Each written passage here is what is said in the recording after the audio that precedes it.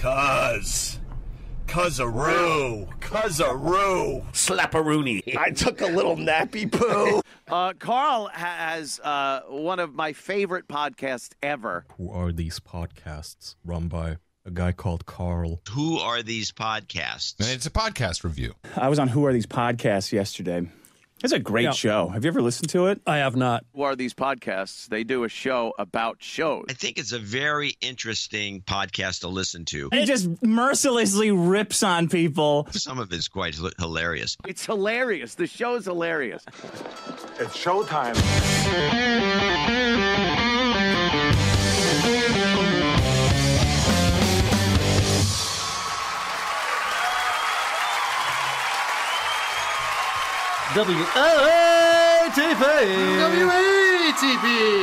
WATP.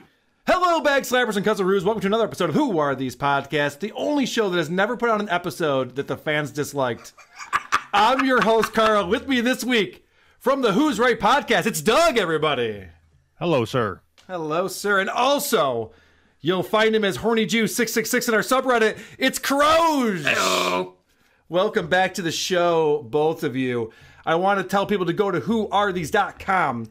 You'll get our email address, our voicemail number, the link to our subreddit, the link to all of our social media, and I'm happy to say, a lot more merchandise. We've added tons of new shirts and coffee mugs and baby tees and girl tees and all sorts of different designs. Lots of one-star reviews on our merchandise. So please check that out. We also encourage our listeners to give us a 5-star review on iTunes and then shit all over us in the comments section. Today, we'll be reviewing a podcast called Thoughts Fellas. This was a suggestion that came in from Larry. Fuck you, Larry. We have all listened to this show separately. We have not discussed it with each other beforehand. Let's get into it. This is a show hosted by Matt, Max with 2 X's, and Anthony. And we listened to an episode called Bowl of Milk that also featured Mark as a special guest. And I want to explain why we chose this specific episode. I was listening to episode 34, which is now gone from the internet. They've taken it down. But in episode 34, they start off by saying, the best episode we've ever recorded to date is Bowl of Milk. So I didn't want to go after their shitty product. I wanted to, let's find their best episode. Yeah. And let's see what these guys are up to. Yeah. Just think if every podcast did that for you, said, hey, this is our best episode. Everything else that we put out is worse than this. Yeah. That would be very helpful. If people, Seamus, if you can start doing that, I'd love to know what you think is your best episode. Seriously. So these guys are college aged. Yeah, they're young people. They're young people. And they hang out, and the format of the show is they riff and they just make a lot of jokes. Yeah. It's a lot of just rapid fire, just fucking hilarity going on. I want to start off, this guy's talking about this joke that he thought of, and it kept him up at night. It was so funny. Yeah. I was not doing anything. I was up, and I was thinking of this joke that's obviously not very funny, but I couldn't stop thinking about it, and it was making me laugh. It's like, Boy Meets World Part 2. He's back, and this time, he's hungry. It's Jimmy Eat World. I got to give it to him. That's pretty funny. That's great. Boy Meets World 2, this time he's hungry. That would keep me up, too. Could you do me a favor? Play my 16. It falls right in line with what you just played. Like is odd. I come alive. We talked about your kidney stones. Honestly, once. I had an absolute banger of a joke. Like, didn't we? Yeah, no, we definitely. Yeah. Did you guys talk about my kidney stones? We might have. I don't know. We did. That was weird. Probably. No, I had a wonderful joke. You remember that earlier, but I don't know if I'm gonna wild out on the pod. What was your the fucking Gran Torino 2? You've been saying it all weekend. What joke? Like a joke about Mark. Yeah, I don't remember it. I don't either. Well, you laughed at it pretty hard, but it's funny. Yeah, whatever. Yeah, you probably don't say it. I'm barely sentient. Like it'll take him 10 minutes to say it. All right, so he never gets to the fucking joke. Yeah. All you have to do is explain that you have a funny joke, and that's good enough for me. I liked it. I love these guys. Banger of a joke. Yeah. I have a banger of a joke. I can't tell it to you on a podcast. That all we're doing is trying to tell jokes. I'm not going to wild out on the pod. Yeah. Well, the first thing is that These guys have no lives, and they're never separate. Every story that they have is like, hey, do you remember when we were in Trader Joe's, and do you remember when we were at the mall, and do you remember when I was in the bathtub, and like, everything is this weird, they're like the Three Stooges or whatever, like they're always together or whatever. The other thing is that, holy fuck, can one person finish a fucking sentence? These fuckers talk over each other nonstop. Because, like, this whole thing is one big clip because they never say something that's not stupid, but they can never finish a sentence. Like, so my intro to the show, like, let's just listen to my number one. This is the first 30 seconds of the show, unedited. This is what happens. Yeah! Dodge Ram! Dodge came through with that fucking shit! Dodge Ram! Dodge endorsement! Yeah, hell yeah! Dodge gave us a shit ton of money for that shit.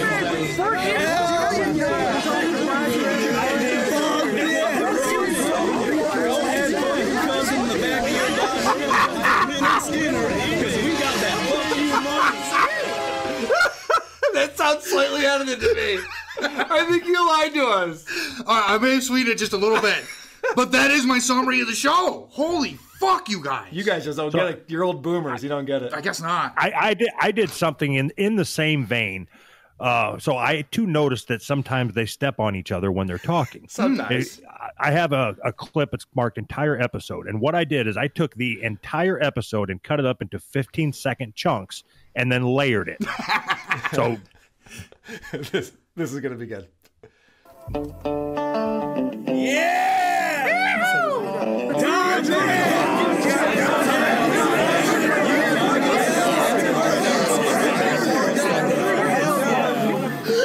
fucking quiet.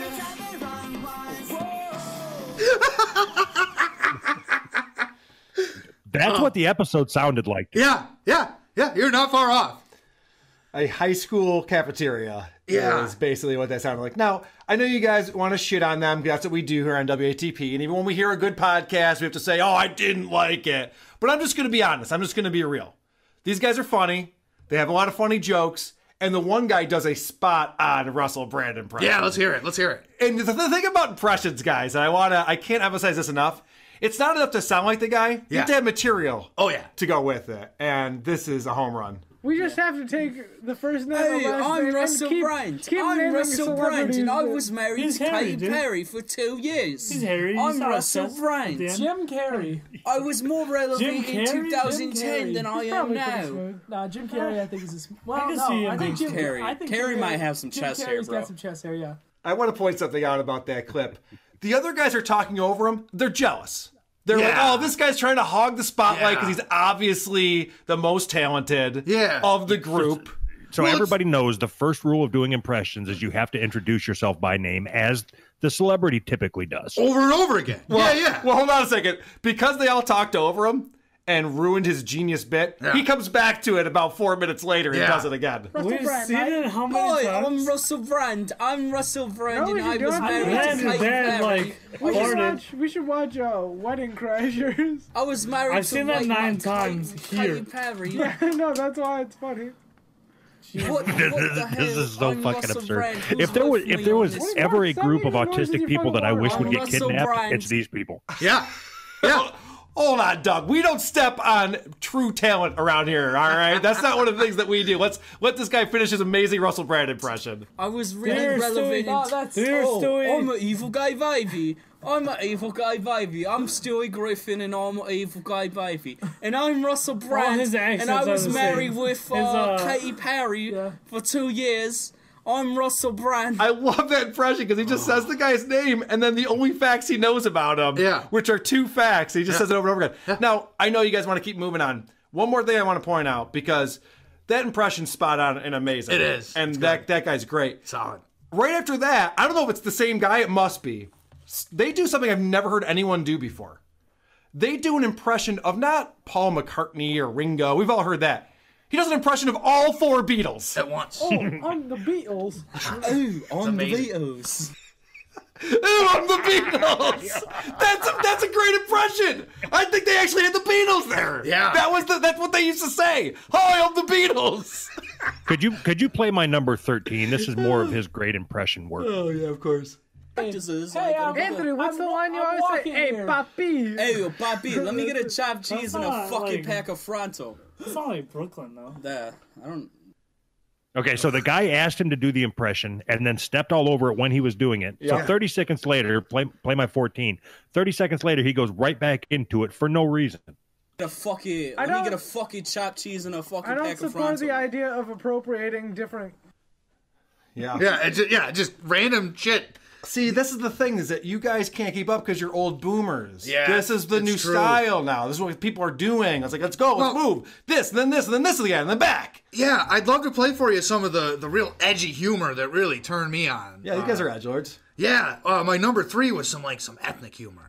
Why are all Italian tans so fucking greasy? Because they never wash them after they eat cold cuts out of the plastic deli wrap.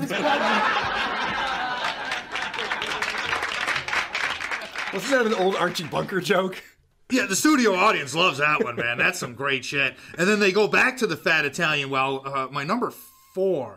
Then I slurp all the cream out of a cannoli, and then I use the outer shell to slurp up beef juice. Like the fat fucking Italian face.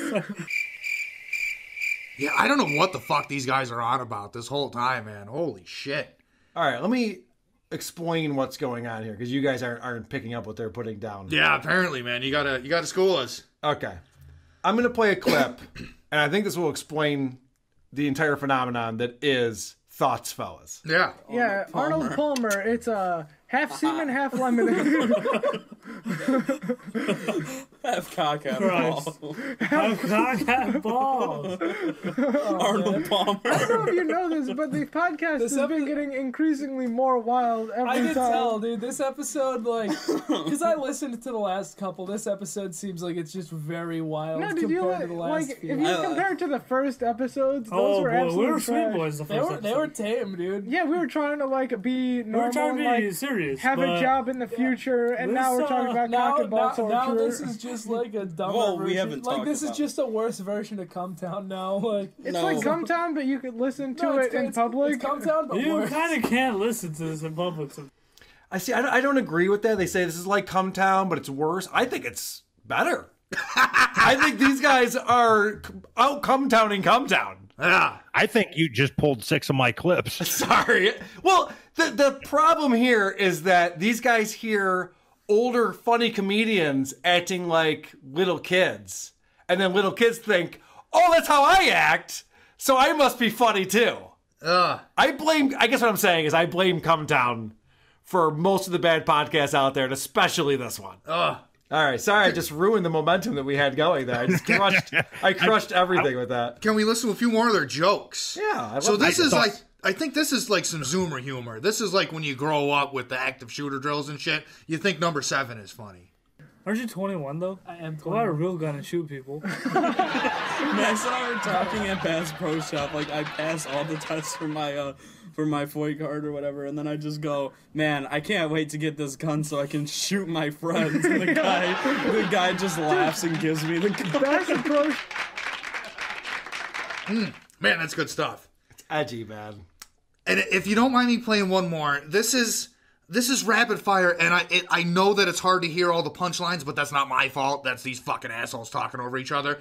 But I gave a little audio so you can hear just how rapid fire they are and how each fucking joke is worse than the next. This is number 8. We spent like 30 minutes in the car just coming up with Jimmy Eats World fucking puns. Boy meets Jimmy Eats World. You know, we kept doing like Jimmy Meat World. Jimmy Baljeet's World.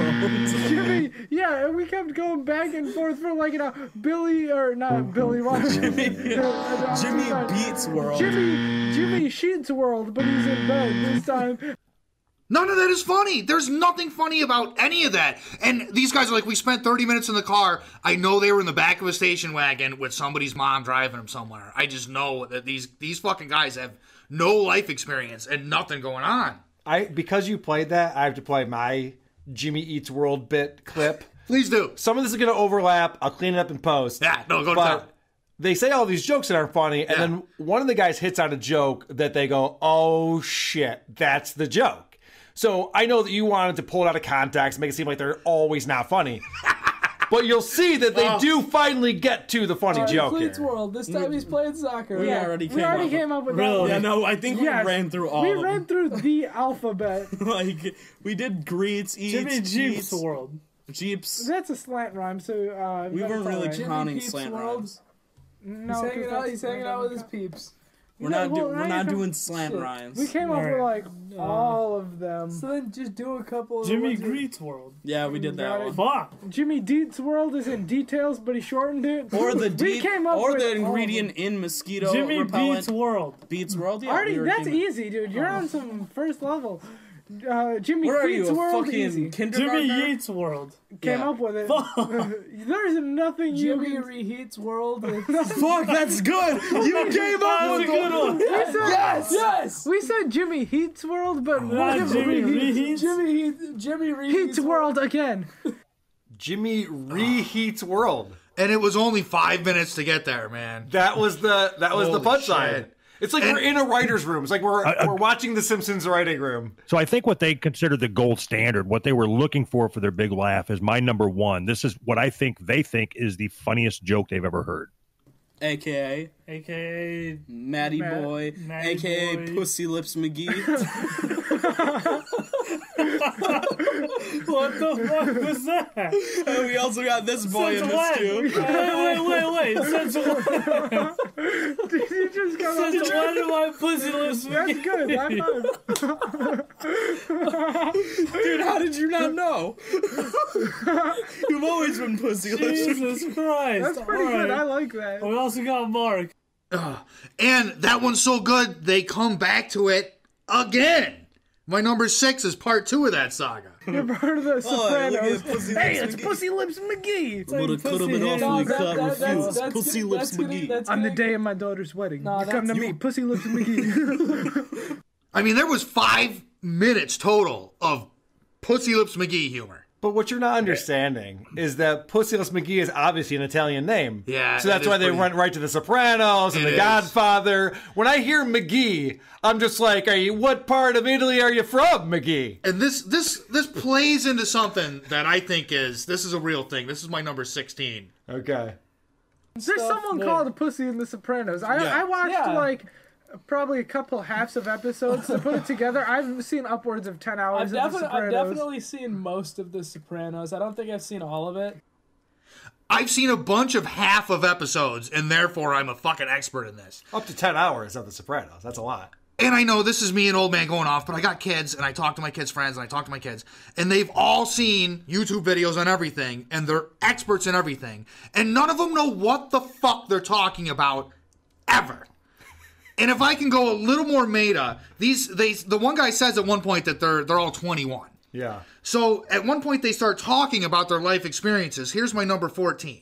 Okay. Oh, my 3rd grade teacher was fucking dope, dude. Yeah, and then like every teacher before 4th grade was pretty dope. Like, I'm not gonna lie. Now, you've got a hot microphone, you're uploading shit to the internet, and you're talking about your 4th grade teacher. So this is a message to all you young folks out there. You don't know shit. You haven't done shit. And you need to shut the fuck up. Thank you. Yeah, but you're not understanding that this... You're not understanding this edgelord is paving a path that you don't even understand. Yeah, no, you're right when about they're that. talking about their teachers, this guy goes off. Yeah. Honestly, fuck my 4th grade teacher. She was What's her name? Miss Basie. Fuck her, dude. I mean, I didn't even know you could do that on a podcast. Yeah. That's really edgy stuff. You're acting like they shouldn't even have a podcast. I don't think you understand that they're reinventing what podcasts are. They're a bunch of fucking gamers that are talking about their 4th grade teachers, and I know, this is so fucking cliche. They won't put their phones down. Number 2. Okay. What is my phone doing right now? Mark off the phone. We're trying to record a podcast. To who? To who? No. So 2 of the 4 boys are on their phones. Mark, put the phones away. Who are you talking to? Who? How quick are you texting back and forth? Jesus. Pretty quick. Danny DeVito is probably, I don't know. I think he's hairy. Yeah. And they finally get the one guy to put the fucking phone down. They spend half the show yelling at each other about their fucking phones. They finally get the guy to put the phone down. They're like, boy, you think Danny DeVito is hairy when he takes his shirt off? That's their fucking topic. Pick your phones back up, you assholes. Why are we even fucking bothering with this? And just like everybody their age, they think that if they were to include themselves in it, they're going to make it better. Yeah. Like, play my number 12. Ever. What Just movie from is the that from? beginning of Spider-Man: Homecoming. We have thin walls. We have thin walls here. I do remember that actually. It's just a weird, like his delivery on that was just so like. So, peculiar. do you think the Spider-Man movies would be better if I was in them? What? Yeah. Yes, I do. I do think they'd be better if you were in them. So can we... You're on to something here, Doug. Can we talk about some of the topics that they cover? Like, these are just real quick ones for me. Here's my number 9. They are definitely legs that are attached to his body. He's got the best legs in the group. Probably me, dude. You? Show off If you would have Kaz had right the now. shorts on, I would have. I did have shorts on. I figured it was cold down Nah, here, dude, so I but put on like, pants. I think it's actually you. Hey, Doug, you want to compare legs while we're on this podcast? Is that what we're fucking doing? Don't you mean gams? And that was like 5 minutes in. They're already out of shit to talk about as soon as they hit record. By the way, the guy says, hey, you got nice gams. And the other two guys had no idea what he was talking about. Yeah, he's got the gams up until a certain point. Yeah. What is the gams? You know. I don't. No, explain it. What is the gams? You know. No, say it. What does it mean? You know. You got the Do I have to gams. look it up right now? It's not like anything bad. Yeah, It's but just what you does got it mean? you got the legs up until you got the good looking legs up until a certain That's point. not an abbreviation. It's That's a not. gam. Said it was. the I never gams. said it. It's a thing. You've never heard of that? No, not Have you heard of it, Matt? ever. No. That's I don't know. dumb. Well, Yeah. Now, seriously, I'm not even fucking with you. This is like talking to 5th graders. Yes. What does that mean? What does that mean? You're like, well, use context clues. In complete genuinity, it's a true thing. See what I did there? So play my number 5. Okay. Them good ass milky shits, dude. All right, and then my calves are about the size of Matt and Max's heads. All Just right, like relax. each You calf got is big about... calves? I Hell never yeah, noticed. bro. I have Your not calves noticed are either. quite impressive, dude. They're fucking boulders, my guy. I've got nice calf I muscles. crush cans with them. Basically, me. I'm a fucking hunk. Basically, that's all I'm trying to say. Magic Mike, more like Magic Max. I deserve to be up there with these legs. I fucking hate all of these guys. Yeah, I was just gonna say I fucking hate these kids. So let's talk about some of the other great shit they talk about. Here's number 10. I haven't had Pineapple Crush in a minute. This shit's fire. Dude, it goes hard. It's Oh, like an man. acquired taste. You gotta like get into it. But... Woo. All right. This fucking Pineapple Crush is an acquired taste. I clipped that too. That's the funniest thing I've ever heard. It's a fruit flavored soda.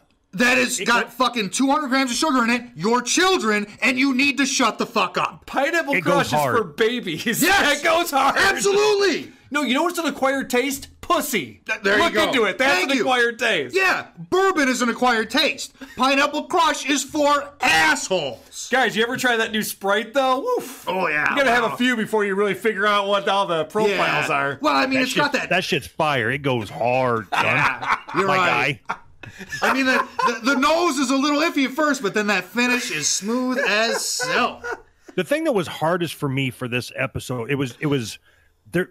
It was hard to clip. It was hard to listen to, but it was really hard to clip because they just kept talking over each other. I mean, throughout the whole thing, it's not like we're trying to make this bad. Yeah. Oh, my number 15. If you got to listen close, but there's somebody that tries getting his words in there 4 times in a row. yeah. Like, this is like the loudest we've gotten in so long. Yeah, no, the levels are face when he consistently said peaked. that. Max was actually No, I hurt. had- Max was hurt. It's because he's not used to getting made fun of. Because whenever the mic's I'm off, always used to getting made fun of. but whenever the mic is, Anthony just spit. You talking about high pitched Eric there? Shouting, hey guys, hey, what? To that guy, don't worry, buddy. Your testicles will drop soon enough. It's Yeah, all it's right. fine. So this is, I'm going to say 15 minutes of the show that I've distilled into 10 seconds. This was number 11. And this is them talking about hairless celebrities. This is the introduction of that bit. so now you're a bit of celebrities that you think are probably hairless. And they go, I mean, what was it? Like 10, 15 minutes, right? I'm not making that up. They were very excited they had this bit prepared. And they name different male celebrities. Yep. They, as a group, decide if they're hairy or hairless when they take off their shirt. And then they move on to the next male celebrity, and they spend a lot of fucking time with this. Well, this is one of the things that I really appreciated about them is that they do the prep work. And a lot of podcasts out there, they think they can just show up, turn on a microphone, shoot the shit, and it'll be entertaining. Not always the case. But listen to how they've already discussed what they're going to be talking about. Wait, weren't we going to come up with what were we talking about coming up with? Oh yeah, no, it was we were something at the table where we could have came up with like a list of something. And we're trying to come up with jokes like in puns of being smooth. No, it was something else. It was like less like brain work than that. I remember because I'm like, this is good. We should just do this on the pod. Like one of those things that like it doesn't have to be funny, but it's funny. Yeah.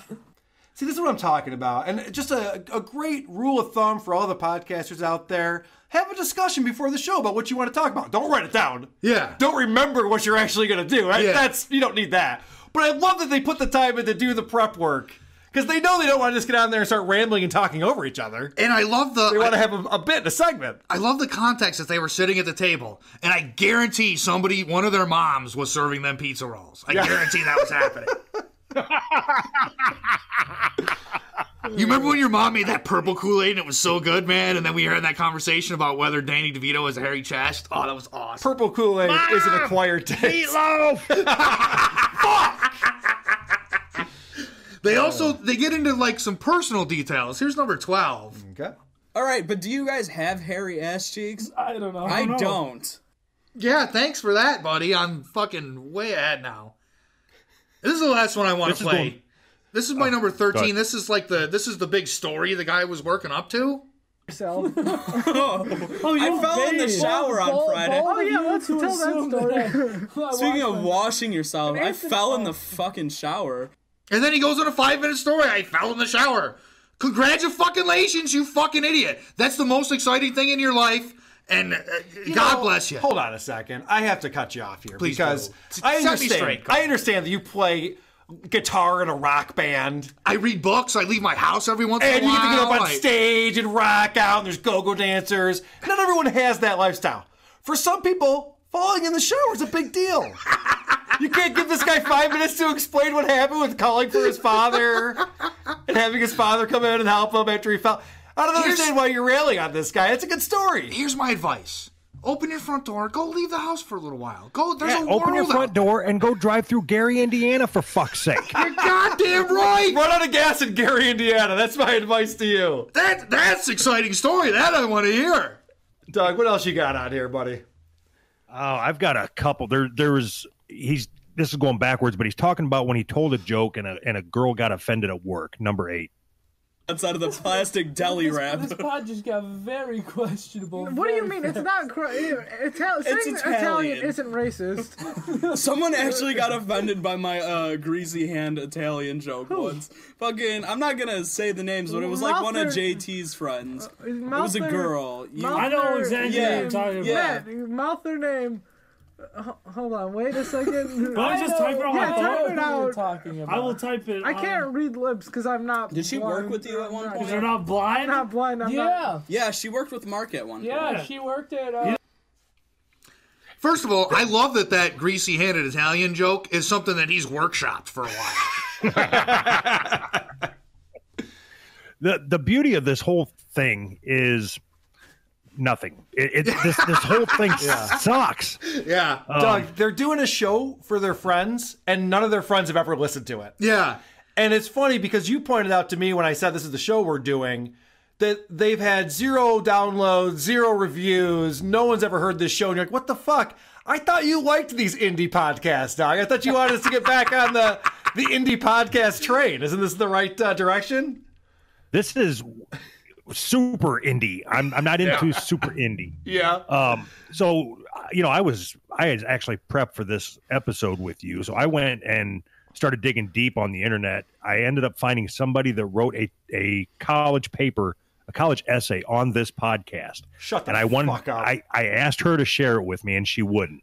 But so you see, I just told a joke that had a story that had no end too. So I could be right in here with these fuckheads. Seriously, I went nowhere fast. Yeah, I don't know. You got like a full-time job and stuff, though. That would disqualify you. You actually have something going on in your life. I have my number 18. I thought could have sparked a good conversation between them. I'm just picturing Doug doing a podcast with these guys. And he's like, I slipped in the shower. Doug's like, I tried to kill myself. Maybe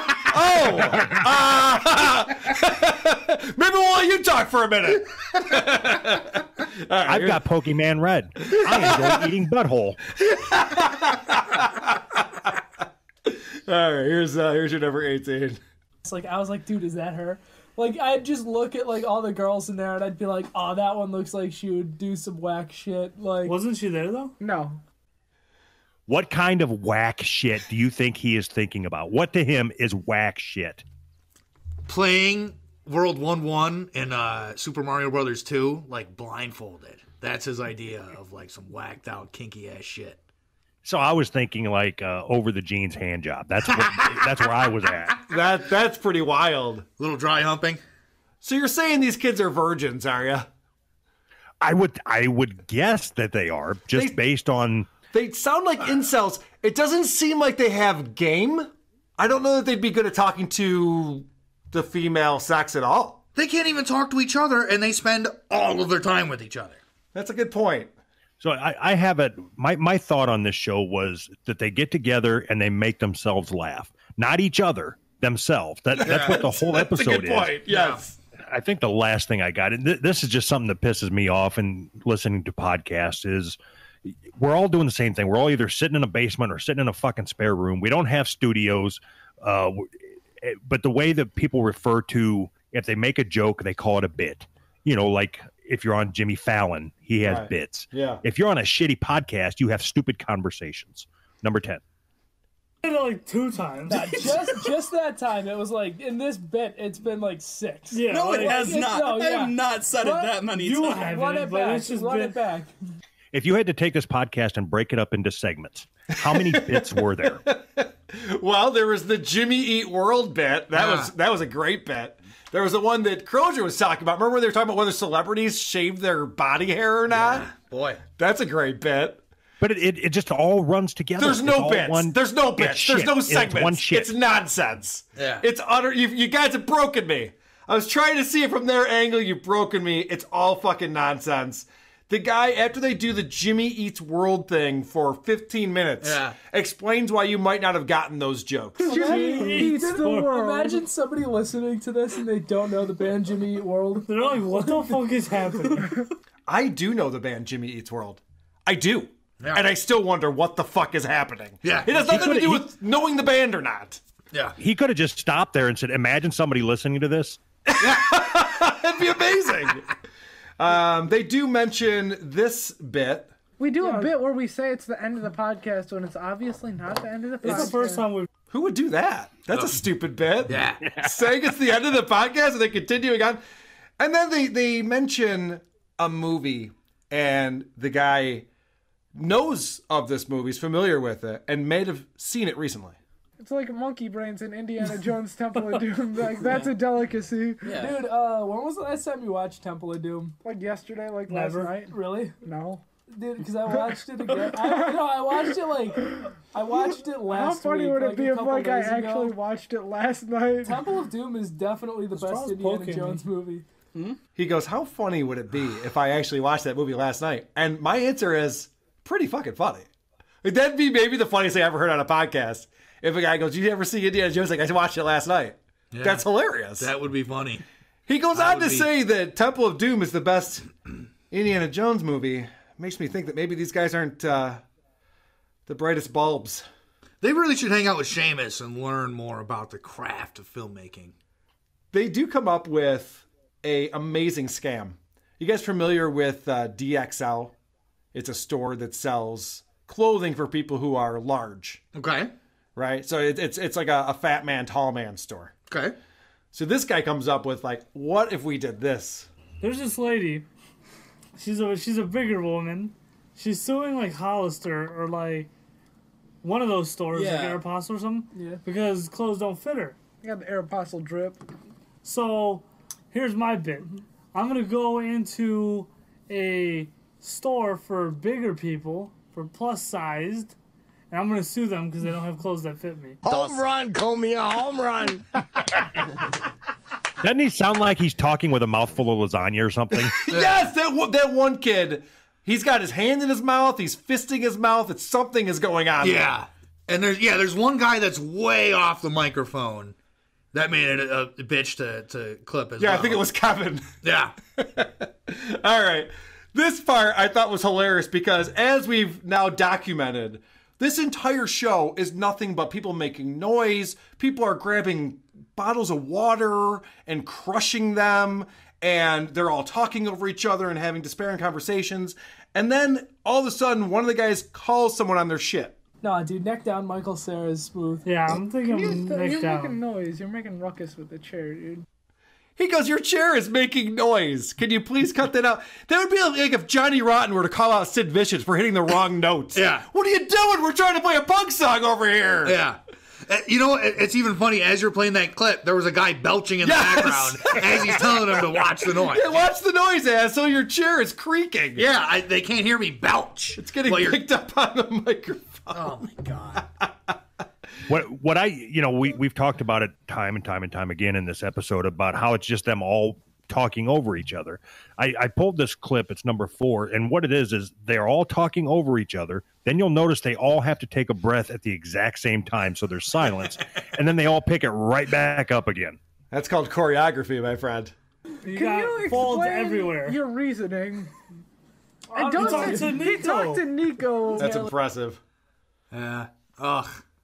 God forbid there would be just a moment that people could collect their thoughts. Yeah. Think about the next thing they want to say.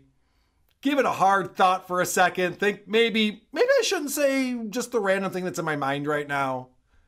Just let someone else complete a fucking sentence. How come that doesn't occur to anybody? You know? This actually stressed me out. Yeah. And I'm being serious. It stressed me out listening to this more than the 4-hour Flat Earth podcast. I know what you mean. It was like listening to a 5-hour podcast because each person did their own hour-long podcast. Yeah. They just happen to be in the same room. In the same room at the same time. They might have even been facing each other for part of it. At the very beginning, you guys played that there was Sweet Home Alabama playing, and they're all talking over each other, and they say, "Oh, Leonard Skinner is that guy dead?" And then they come back and revisit it, and this person is stupid. Leonard Skinner We're is not dead anyway. known.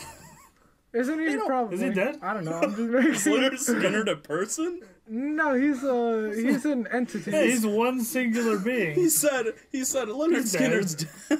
That sounds like a person's name, right? No. Yes. Leonard is a name. Matt, are you with me on this? And Mark is here, but he's not talking. Well, until no, we because I'm introduce trying him. to do I'm trying to think about it. Like, I don't think it's a person. It's So, as Crozier was pointing out earlier, if you're a dumb retard, maybe you shouldn't talk on a podcast. Just keep your mouth shut. Maybe if you don't know anything about anything, you could just listen.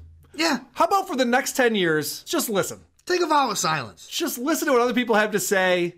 Watch a documentary or two. Read a book. Put the phone down. Pick up something written by someone great. Maybe flip through it. Maybe check out a couple of the words on the page. I mean, improve yourselves, you fucking idiots. Thank you. I did this little experiment at the tail end when I was clipping these. So by this time I had listened to this 3 times. Yeah.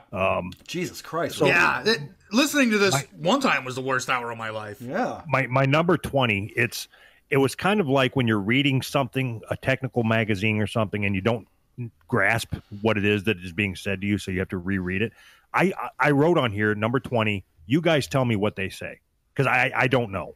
I couldn't pull anything. Don't you hate it when you nick your balls? Like, I have not gotten those ads. Because you're not a boy. You're not a boy. Man. You're a boy. You're a little girl. Boy. Yeah, because I'm spending all my No, time but- watching videos of how to kill myself for little kids. You know what, dude? If I'm Momo on that wave, no. Somebody buy me that. I asked if you wanted it for Christmas, but you buy said me the no. lawnmower. Is that what it's called? Yeah, boy, it's just a fucking jumbled mess. Which guy was I supposed to be listening to? Yeah, fuck these guys. Which conversation was I supposed to be listening to? I don't know what just happened. Yeah. There was a lawnmower and a suicide machine and Christmas gifts. Some scrotum shaving, I think, to start it off. Yeah, who fucking knows? Doug, comment? No, I still don't know. I Okay. don't. If I had to write a small paragraph about what I just heard, I would write nicking balls with a lawnmower, because that's all I pulled away from. If only you got that woman's essay, we would have understood this better. Yeah, no shit. That's called a callback. Hey-o. Doug, what else you got, buddy?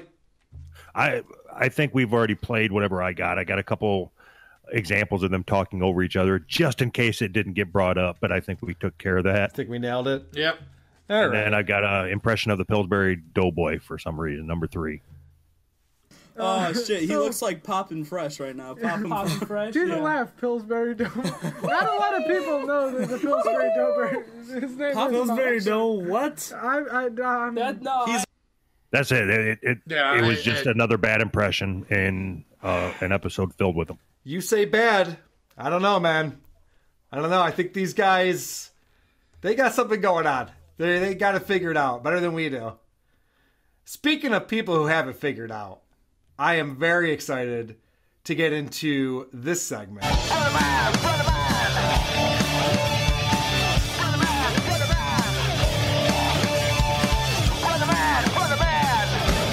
Ba, ba, ba, ba, ba, ba, ba. Last week we were off. Yeah. We had to play. Were we ever? I forgot. I don't know what we did last week. I'm not even sure. I forget. But we didn't put out a new episode. And Opie kept putting out episodes. So now I'm backlogged with Opie shit to play. And this is going to be a long segment. There's a lot to get to here. Is there ever? There's a lot to discuss. Yeah. Doug, have you listened to any Opie radio lately? I did some shit on YouTube just with the Luis Gomez and Opie thing. Yeah, well, I mean, we can start there.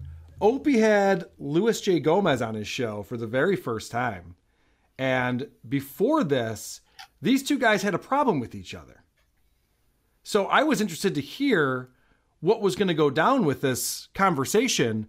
It turned out to be a giant pile of nothing. Oh, it was so boring. So fucking boring. It was just, they got together. Hey, Lewis, you just had Skankfest. Louis C.K. was on there. How did that go down? Yeah. And he explained that whole thing. I'm sure we all know. Okay. And then at the very, very end, Lewis, I mean, not even the very end. There was a 20-minute conversation. Yeah. Because Lewis has better things to do. He goes, all right, thanks so much for having me on. I got to go. I got to go do a podcast. Blah, blah, blah. So then Opie decides, well, now that we have 0 seconds to talk about it, let's get into our shit that we've had with each other. And before I play the clips from that, I just want to play Lewis talking about Opie on The Bonfire, which is a SiriusXM show with Big J. Okerson and Dan Soder. Right after Opie was fired, Lewis came on there as a guest. And this is what he said about his experience with Opie. I was told not to ever shit on Opie by multiple people at SiriusXM that he would specifically try to get you fired from your gigs if you ever made jokes about him. He never brought me and Dave on those shows specifically. I was told by Bobby Kelly and other people, he was like, "Oh, he doesn't like you. You joked about him on Anthony's show, so now he never wants to fucking help you guys." That's all right. So Lewis made a joke about Opie, and then he was shunned from the Opie universe. Yeah. Opie used all of his power and control to not only make sure that Lewis was never booked on his show or anything that he was up to at Sirius, but he also put programming up against like Legion of Skanks. He had Sherrod Small's Race Wars going against Legion of Skanks, and he would purposely set things up to try to thwart Luis J. Gomez. Perfectly normal, perfectly healthy. Perfectly normal, healthy behavior for two people who have never even spoken with each other before. But I heard he talk shit about me on some show. So Opie goes on, and Doug, I hope I'm not stepping on anything that you had, but Opie comes on and admits that he has been totally butthurt by Lewis. It was like, over the years I've met you, I'll finish with this, and like you're always cool to me, but then... Of course. But then online, I felt like you were feeling the pressure you had to hate me or something. I'm like, dude, I know the guy. We sat with Bob Kelly a long time ago. Went to a barbecue together. On the podcast. Yeah. On his podcast, it was before you blew up, and you couldn't have been cooler to me. I was cool to you. Of course. Then I saw you at Bob Kelly's barbecues over the years, and you were so nice to me, my family, and my kids. And then started hearing shit online. I'm like, what the fuck? I don't like that shit. What that is. All right, so Opie right there admits, I heard from other people that you were talking shit, and I was pissed off, and so he did everything he could to ruin Luis J. Gomez's career. Everything he could do, which isn't very much, because Lewis is doing fine. Yeah. Obviously. So, thankfully, Lewis explains to him that dummy, you're Opie from Opie and Anthony. Have you ever heard your show? It's wall-to-wall ball busting. Opie and Anthony, you guys are the fucking ball bust kings, right? You sit at that table. You should be afraid that Patrice and Jim Norton and Bob Kelly are gonna fucking trash you. That whole idea, being at the Comedy Cellar in the back, you gotta watch where you're going. So in my mind, I'm going like, yeah, dude, we're just fucking doing what we do. There's nothing personal. Yeah. We're just trying to say the funniest thing in the moment. You know what would be great is if I was to run into Carl on the street and he was to say, yo, I heard you talk shit about me on your podcast. Right. This would happen too, for sure. So this is Lewis further explaining that this is how this whole thing works, which he should not have to explain to Opie.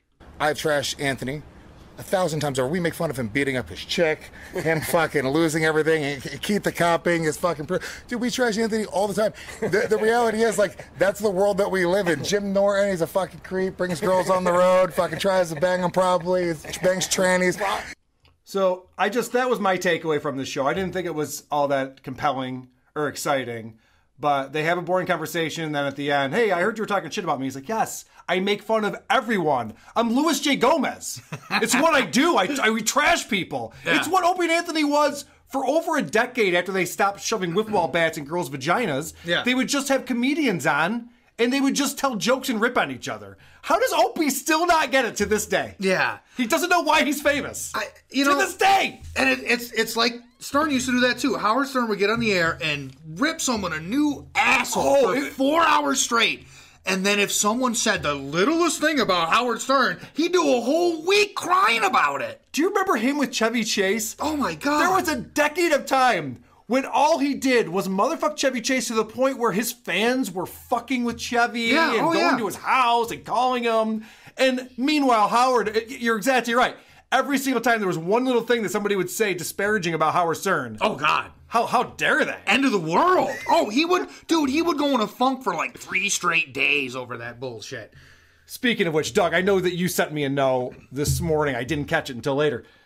But this secret tape was revealed this week of Howard Stern at a staff meeting. Did you watch this?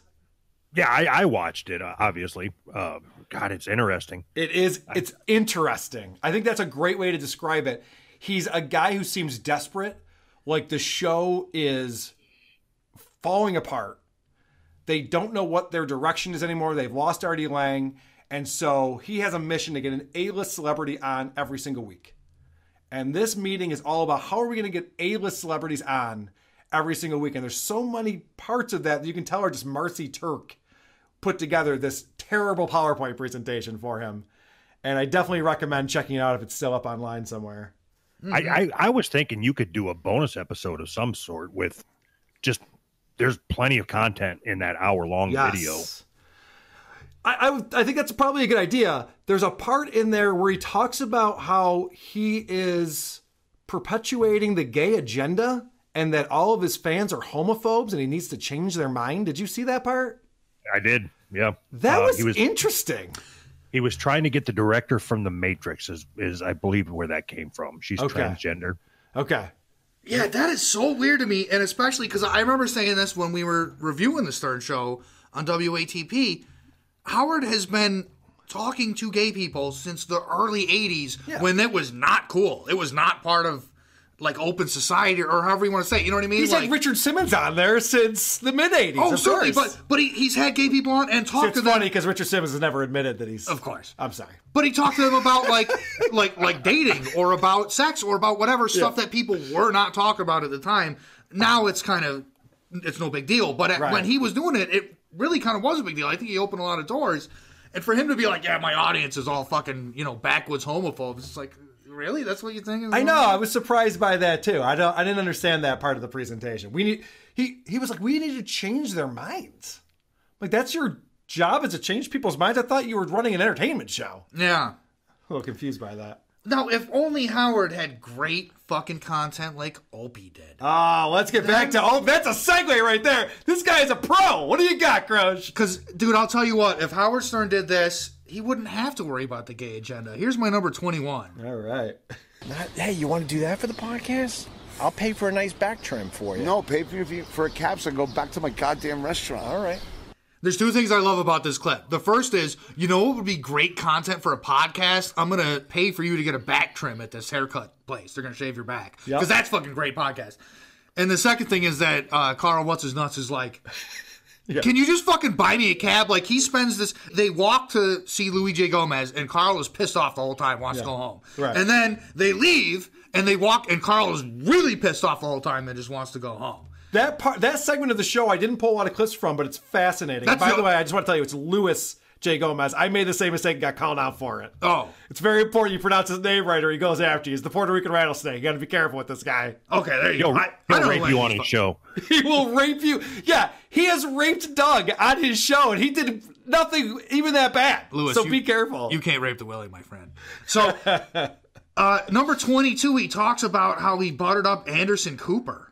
You and Anderson Cooper? Yeah, because I saw his documentary on his mom, which was boring. But I made believe it was great. That's made way funnier by the fact that she's dead now. Because you're like, dude, I saw the documentary on your dead mom, and it sucked. Snooze fest! I wish I was 6 feet under. But I pretended like your mom was cool, so that you come on my show. And this other one, I just love this. This is number 23. Okay. You didn't take 6 years to smoke. I swear to God I did. Where? At that fake college that you went to and drink all that Genesee beer? No. That describes everyone I know here in Rochester. Yes. They went to a fake college and did nothing but drink Genesee.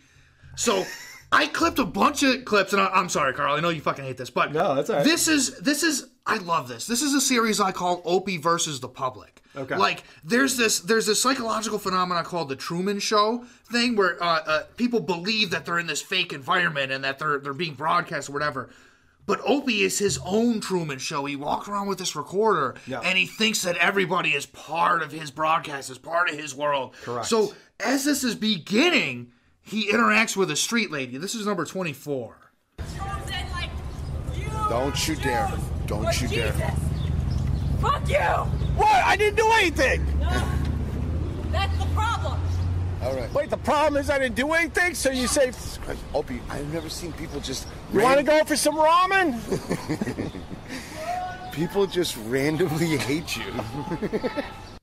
I love Carl's observation there. Yeah. He goes, you're just walking down the street and people hate you. Yeah, no shit. And this is a woman who's talking to Jesus. She's like looking in the sky, fucking like speaking in tongues. Yeah. Sees Opie and goes, fuck you. Which I think we all can understand. This one's a little bit longer, but bear with me. This is number 25. Let's get this conversation on our podcast. No.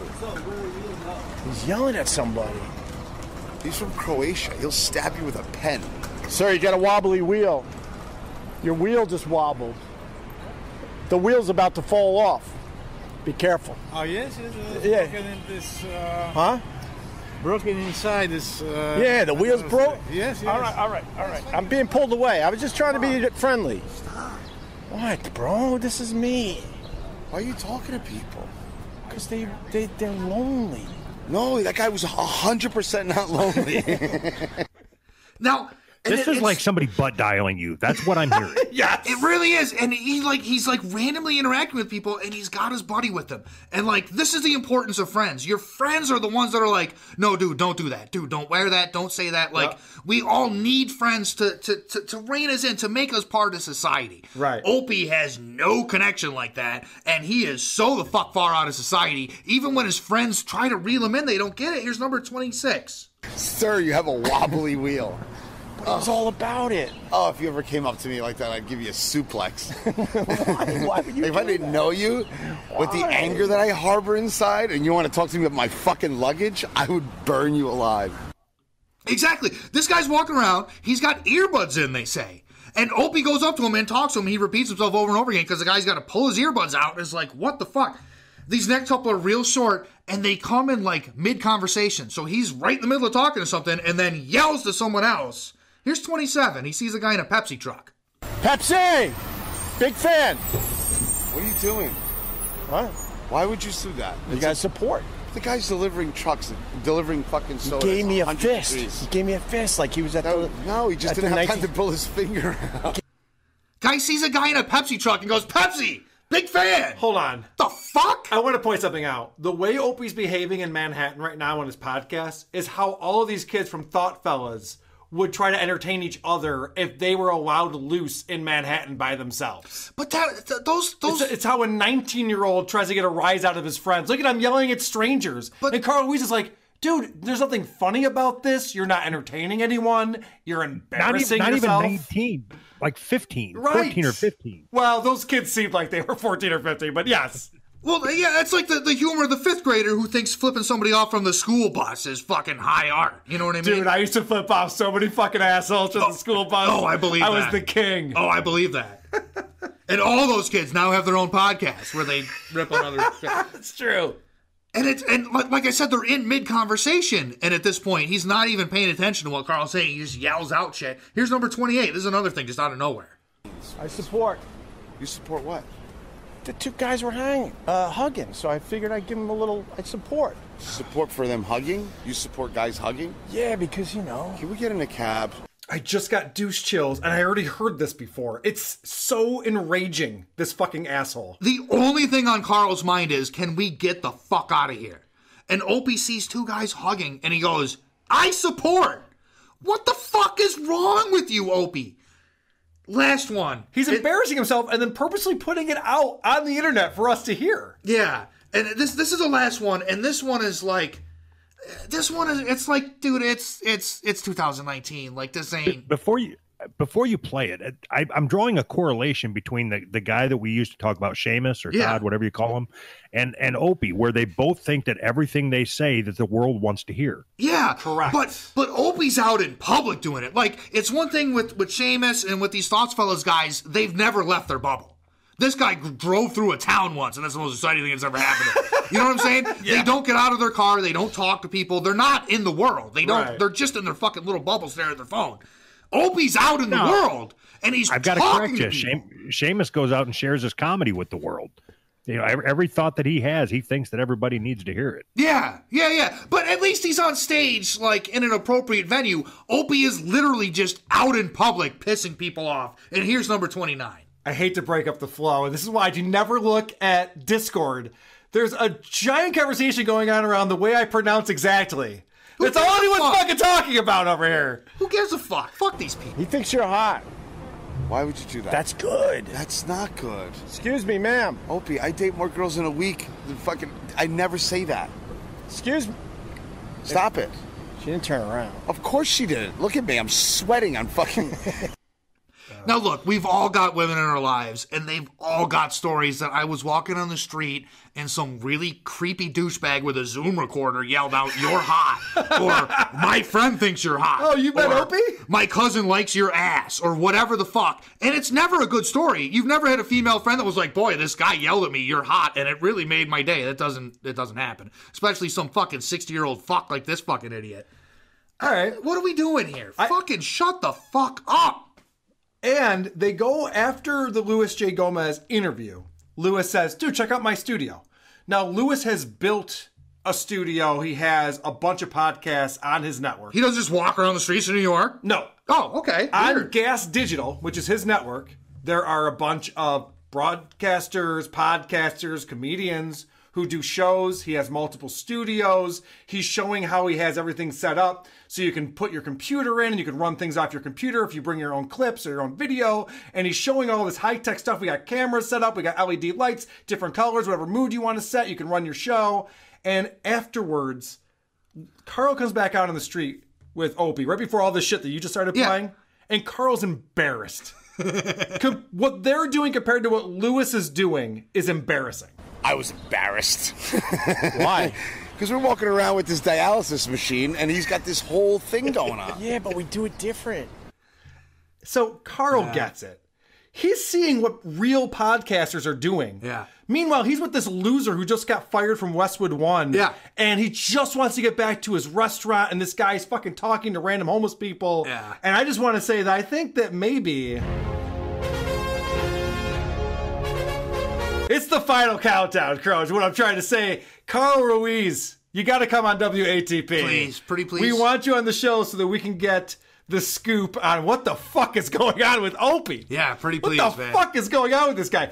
Opie, at one point, is walking around Lewis's studio, being shown all the stuff, and for the first time in the history of his show, cares that it might be boring. These are 2 workstations with the full Adobe suite and anything to do the editing. All the wires are hidden everywhere behind the walls. Everything's hidden so that... This is starting to get boring for the podcast, but it's amazing. You guys got an amazing setup. Now you're concerned about. You're concerned about being boring for the podcast. As he's being shown... Pepsi! Pepsi! Big fan! Yeah.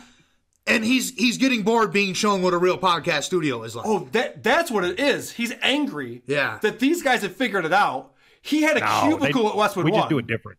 We just do it different. And he goes on to explain, he's like, no, Carl, they're doing that thing. That's stupid. Yeah. We go out on the street and we talk to random people for no reason. It's way better. You can do this with all your fancy computers and whatnot, but I got my Home Alone 2 recorder with me, so that's our podcast. Yeah.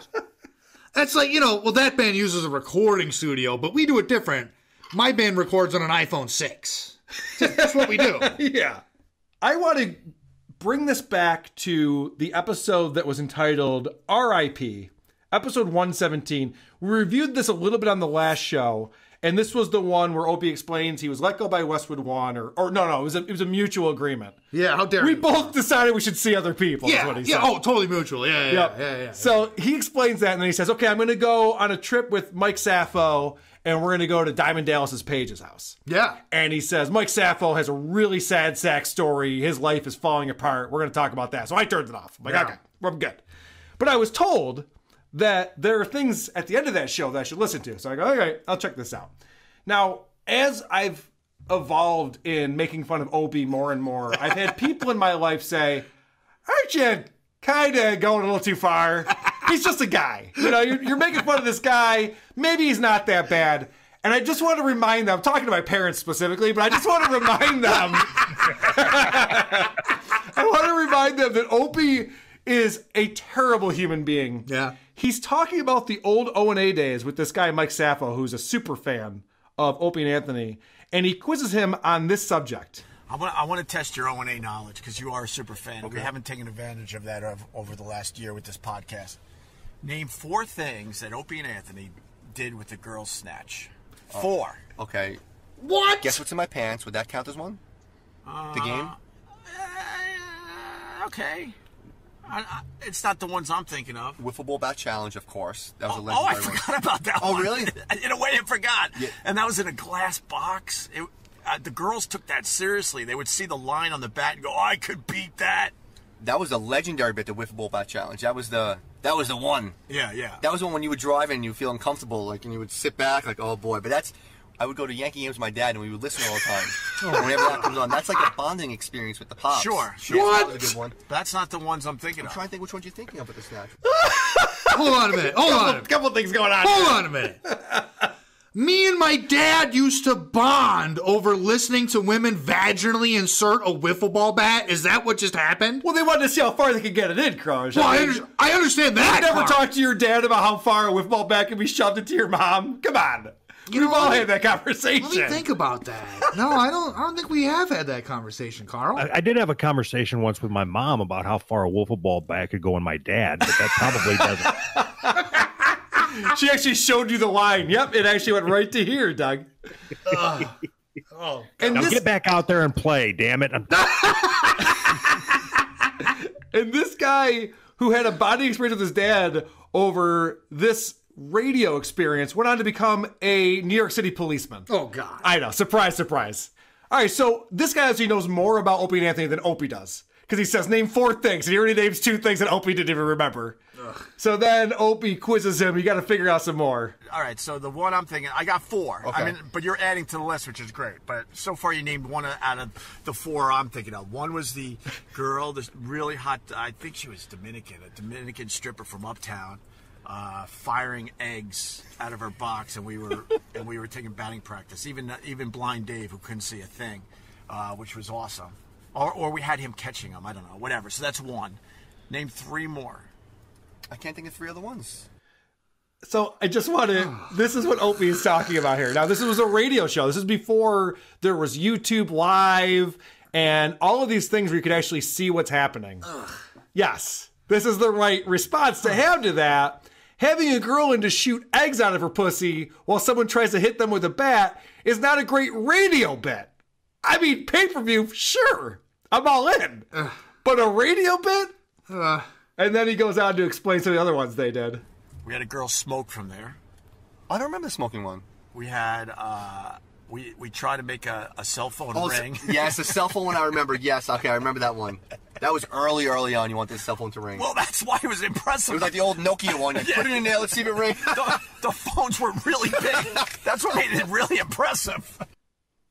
Oh, my God. I can't believe we're playing Name the Things We've Done with a Girl's Snatch. Like, that's You're that's surprised a real by fucking that? thing. You're surprised by that.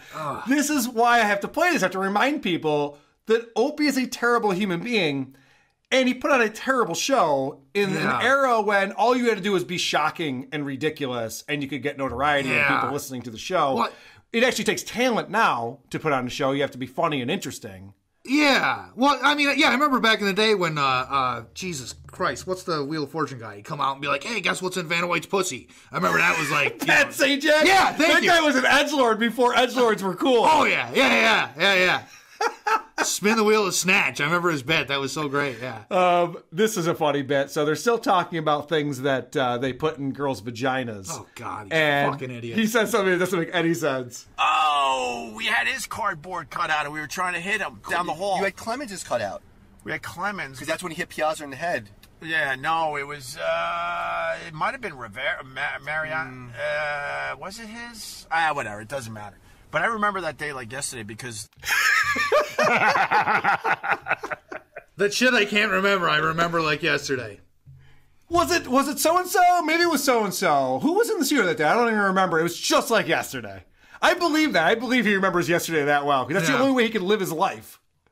Is to forget every day as it happens. Oh my God. He wraps up this ridiculous segment by saying something he should never have said. No, I have no regrets, to be honest with you. None. You should have a fucking lot. You should have a lot of regrets. Yeah. That's a terrible way to act towards people. When those are your fucking memories, glory days. We put a Nokia phone in a Snatch, glory days.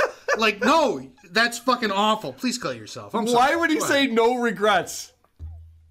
That's the dumbest thing you could say after all those things. I've got no regrets, but I will sit here for a half hour and talk about how good it was 20 years ago and how things have changed. Yeah, no shit. And now everything's different. You know, I bet I could throw a football over that mountain right there.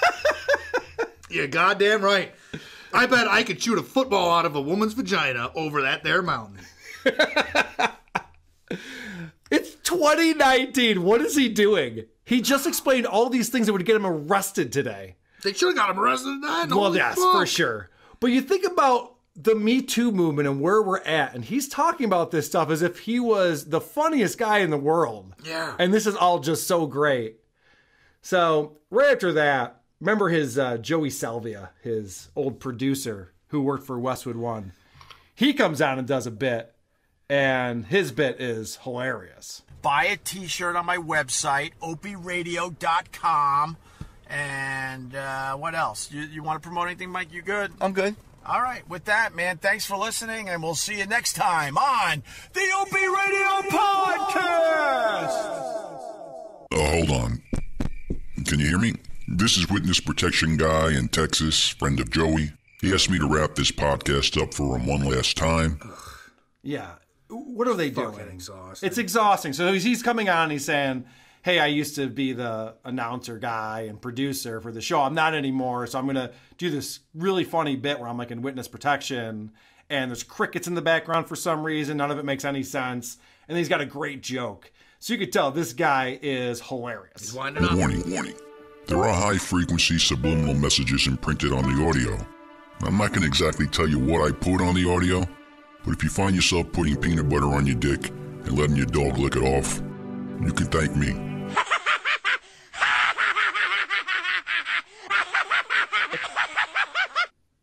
Ugh. Oh my God. In the next episode, Opie finally makes it to Diamond Dallas Page's house. And one of the first things he does when he gets to DDP's house, I bet you can imagine, Crouch. I bet you could come up with the thing that Opie would do. Remember that he's podcasting. Just got to this guy's house after a long drive. Yeah. What do you think he did? I don't know. He probably asked to use the bathroom and leaves the recorder on. Nailed it! Oh, fuck! I need your bathroom, if you don't mind. Right over here. All right. Long ride from Long Island? Yeah, from Manhattan. All right. Keep it going for this? Of course. I got a healthy stream, Dallas. Oh, my God. Healthy stream. Don't you fucking dare. This over here. Don't you fucking dare. I lift up the seat because I'm a gentleman. I'm not a savage. I'm not an animal.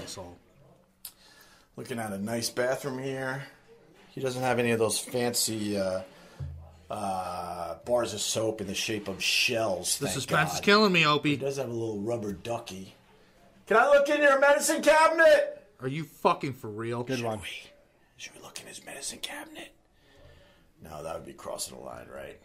Oh, now I'm shy? Why am I shy? I just drove 2 hours to get here. I hope you fucking die. I hope you get eaten by a shark. I hope he drowns in his own piss internally. Yeah, thank you. Oh, you fucking asshole! Fuck you! The fuck kind of asshole would put this out into the world? And what kind of asshole would make me sit here and listen to it? What the fuck, man? It's interesting, though. We were you were friends. pointing out that Carl Ruiz is that little angel on his shoulder saying, Opie, don't do that. Why are you doing that? He's trying. He's doing everything he can. Meanwhile, there's 27 devils on the other fucking shoulder going, nope, this is the way to go. No matter how much we ridicule this guy, no matter how many podcasts where I point out how terrible his show is and how no one could possibly enjoy this, he continues to do the same shit over and over and over again. Jesus Christ. When I do something really terrible, I learn about it very quickly and I course correct. Yeah. I mean, I don't understand what is wrong with this asshole.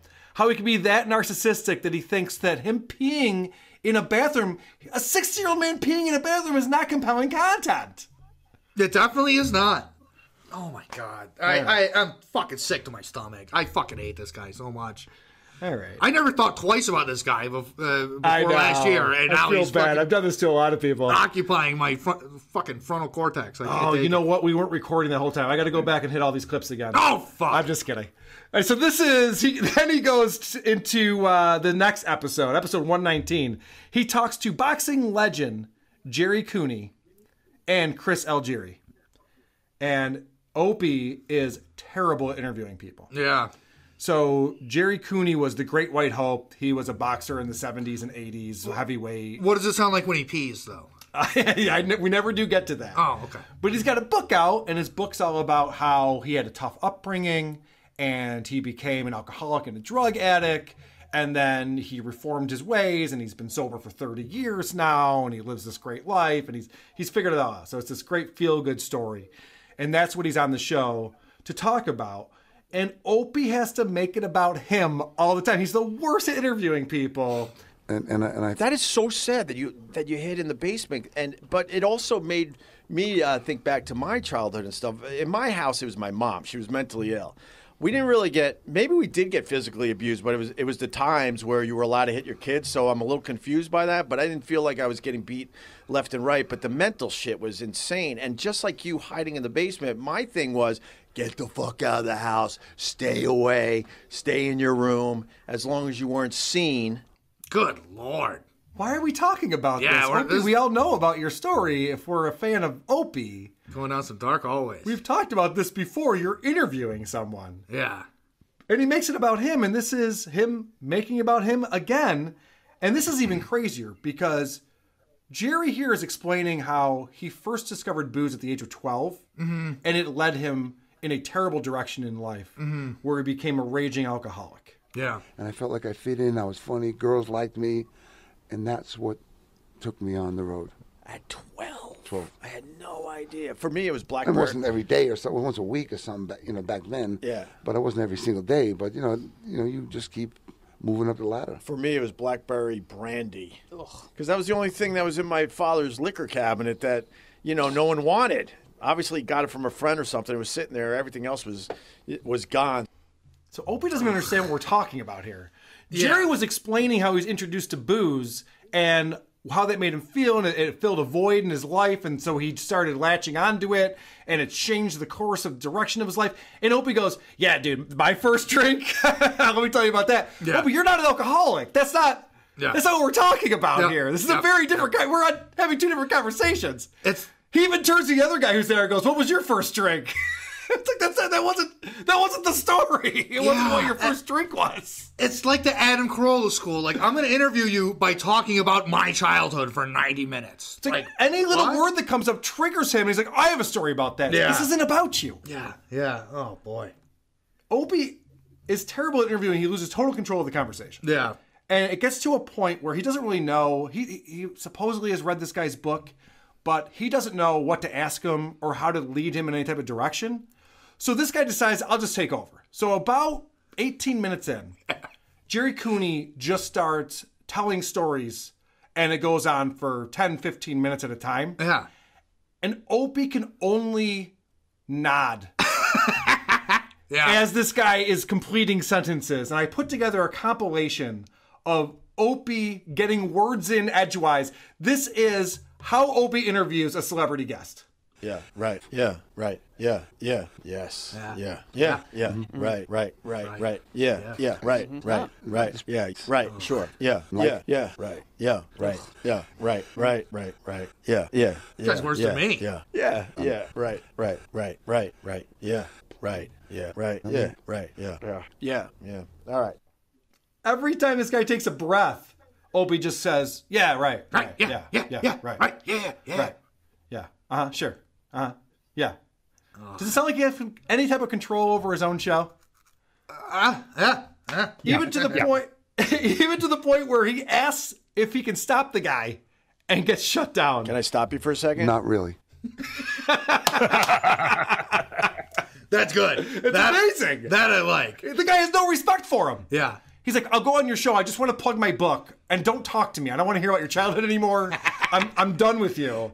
And then Opie is trying to lead him in a direction and doesn't even understand the names of the boxers that he fought.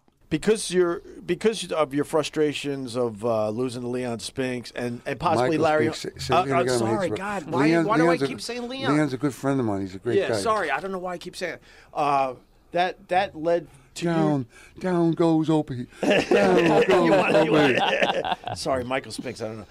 So even Jerry's making fun of this guy. He's like, Opie, you can't even interview me. Yeah. We were not even talking about the people. Remember when you fought Mark Tyson and Mike Hagler? Oh, and then this is another example of Chris Algieri is an up-and-coming boxer, and they're all from Huntington, Long Island. That's the connection here. Who gives a shit? These people from Long Island, they're so obsessed with where they're from. I just don't care. Ain't that the truth? And the guy talks about how he signed a shitty contract in his first deal, because when you're a young athlete coming up and an agent comes to you, you're like, oh, yeah, sweet, I can make this money, great. Yeah. Opie immediately turns it into him. You know, because when you first start out, I had no money. I didn't have a lawyer. You know, I just signed paperwork. It looks good. Yeah. Why are these guys going to try and fuck me? Right. Well, but, you know, that's boxing. I lucked out when my radio career first started and we were blowing up through Boston and then moved to New York. There was a guy that wanted to represent us, and he represented Bozo the Clown. And he invited me and Anthony to the mall in Boston. I'll never forget this. And he had a huge black guy. You know, it's important to the basically that I should just say a huge person, let's say, but a black guy, which I guess was more intimidating. I don't know.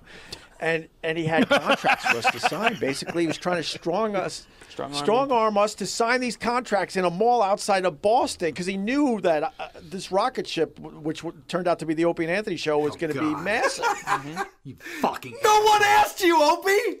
Nobody asked you about that. He has to go into the fact that he was famous again. It's like, yes, we know. Yeah, we know you used to be famous. Oh, boy. All right, I have a few more clips here to play. We'll get through this. Opie gets caught in a lie. He's talking to Jerry, and he mentions that he's friendly with Jerry's son. You know, I ran into your son the other day, and we're now, like, becoming pals. Which son? Christopher? Yeah. Which son? Oh, fuck. I got to know the guy's name? This guy that I'm becoming pals with, I gotta know what his name is now? Well, I'm not gonna be able to fucking answer that trick question. Who could possibly know that? I love when he gets caught in the lie.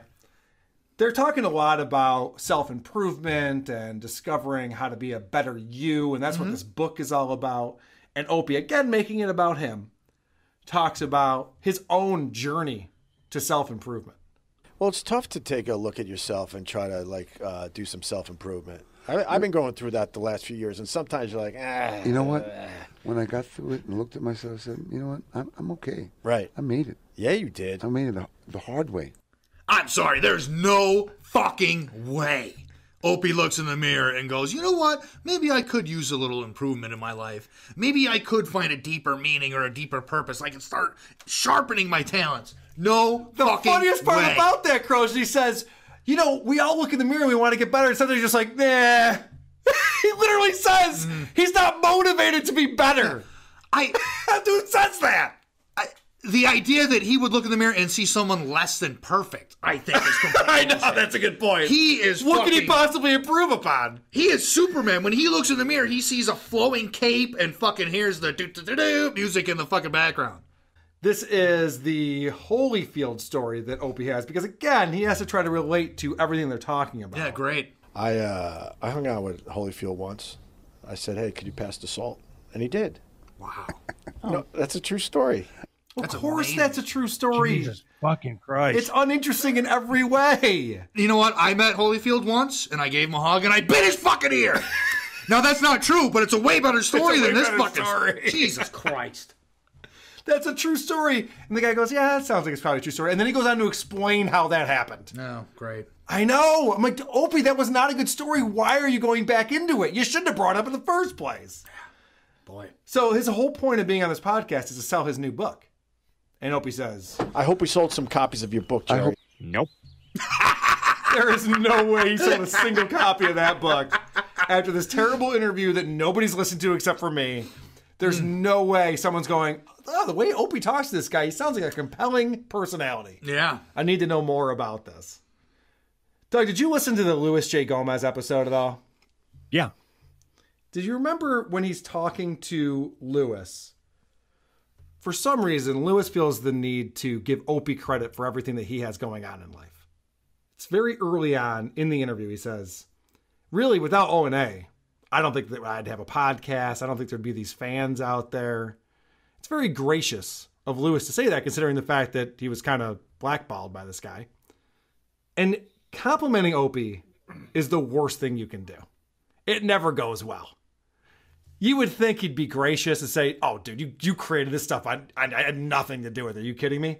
Instead, Opie goes the exact opposite direction. It's an insane, and I talked to Opie about this too. I mean, without, what you guys did, literally without Opie and Anthony and the show that you guys had, we wouldn't have done an event like this. Our podcast wouldn't exist. The lineage is there. I hear that. I hear that so much. Christ. Joe Rogan gives us credit. You Matt fucking Farah from asshole. Smoking Tire just gave us credit. Fuck you. His answer to that was, dude, I actually didn't just help you out. I helped out Joe Rogan, the biggest podcaster in the world. Every show exists because of Opie and Anthony. You're welcome. Yeah. Glad I could pave the way for you. When people compliment me, I always respond with, oh, I hear that so much. People won't shut up about how great I am. I know that. If I had a nickel for every one of you plebes that told me how fucking great I am, This is the guy who knows he needs to work on himself, but then looks in the mirror and goes, nah, not today. Oh, God. There's no humility there. No. That's an insane way to respond to that. It's like, you know that phrase, he walks around like his shit don't stink? Yes. Like, he walks around like the sound of him urinating is interesting. He literally does that. He literally does that. He literally thinks that. All right, last clip that I have. This is just called Opie Sucks at Jokes. So, did you pay the medical bills? For the people that had to do the Robert Kelly crowd surfing. Jesus. I stumbled on that one, but I saw a video of Robert Kelly. I saw it. Fucking crowd surfing. I'm like, Jesus. You're not charismatic. No, you're not making any fucking sense. You suck at talking. Opie says, did you pay the medical bills? Out of nowhere. Yeah. For what? For the people, because there was Robert Kelly. Yeah, the guy. It was the guy, and you remember the thing that happened, and then you were there, and then that was so cool, wasn't it? That was so cool. Shit. All right. Fuck. This was tough. This was a lot of Opie listening that occurred this week. Yeah, this was a long week. It was. It was. I apologize to all of you. In other important WATP news, the Jim Florentine call is now up on the subreddit and on YouTube. Mm-hmm. Vinny finally got me that video, so you can see Jim Florentine pranking me. Beautiful. And yeah, he doesn't commit to the bit very long. No, but I'll tell you what, man. To get pranked by Jim Florentine It's pretty is funny. a fucking honor. That's pretty cool, man. No doubt. Hey, Vinny calls me and just goes, hey, I got Jim here. He's pissed at you, man. Like, all right, put him on. This will be fun. Also, in other news, Maddox is ending the biggest debate in the universe. No. The show is ending. Why? Well, he's got a lot of other projects going on. He's got that Godzilla versus Podcast Zero. Oh, that was fascinating. Yeah, he's got to put a lot more effort into that. You have to watch an entire Godzilla movie. Yeah. And then talk about it. So that's probably a lot of work. Ugh. So that's too bad. I think we're going to have Dick on soon. I'll be sure to talk to him about the demise of Maddox. The last Dick show with Dick Masterson, he was taking a victory lap or two. Yeah, I was about defeating Maddox. I was gonna say I bet Dick is crushed. It's very funny. All right, that brings us to this segment. Cringe of the week. Cringe of the week. This is going to be an interactive segment with you guys. Uh-oh. We got a suggestion that came in from, I believe that's pronounced Yu Insumi, is this person's name. And he pulled a clip from a show called The Comedy Button. The Comedy Button. This is a show that we reviewed a couple of years ago, maybe more than 2 years ago.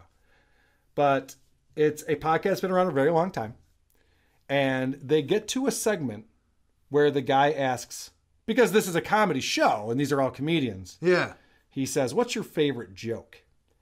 And this turns into an entire SJW exercise in figuring out how to have a funny joke that doesn't offend anybody ever. Oh. So it's a little bit of a longer clip, but it is worth it. This is insane. What's your favorite joke? My favorite joke? Your favorite joke. My favorite joke is, it's not even a good joke.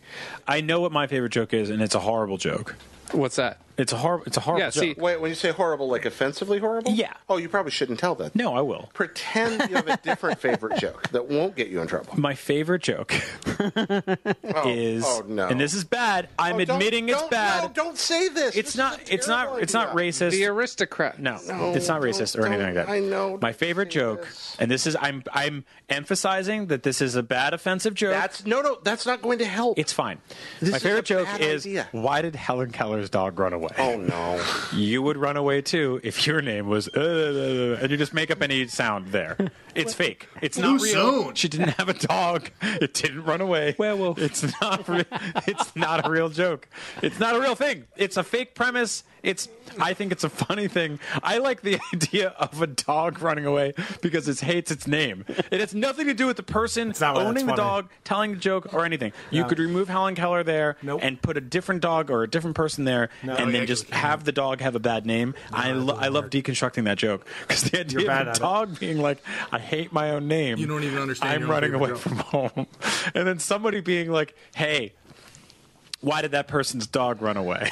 That's why I love that joke. That is a problematic bit. Of course. But it's funny, right?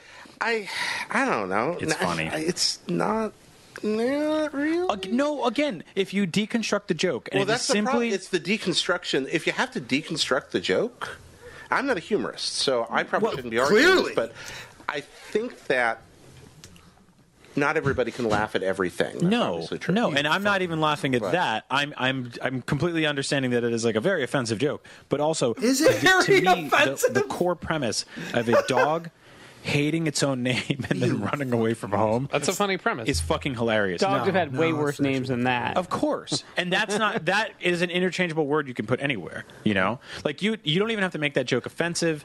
So you could just be like, oh, the dog's name. That's what I would ask. Like, is there just a way to take the core of what is funny and strip out the part that's horribly offensive to those who cannot see and hear? Well, what? How are they offended? He's not joking there. I know. He doesn't want to offend people who can't see or hear. Dude, we just did 2.5 minutes on sanitizing a Helen Keller joke. Dude, this guy's going to lose his shit when I tell him my Amelia Earhart joke, man. Oh, he's going to be out of it. Holy shit. Every woman who was the first one to fly over the ocean is going to be so pissed off about this joke. Seriously. I don't understand. This guy explains that his favorite joke's a Helen Keller joke, which there's a bunch of them. And he goes, but it's funny even if it's not a Helen Keller joke. Yeah. No, that's not how Helen Keller jokes work at all. It's only funny when it's Helen Keller. Yeah.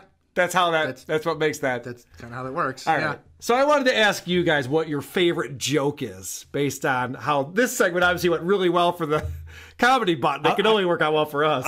I'll go first. Yeah, please. What's black on top and white on the bottom? What's that? Rape. Oh, God.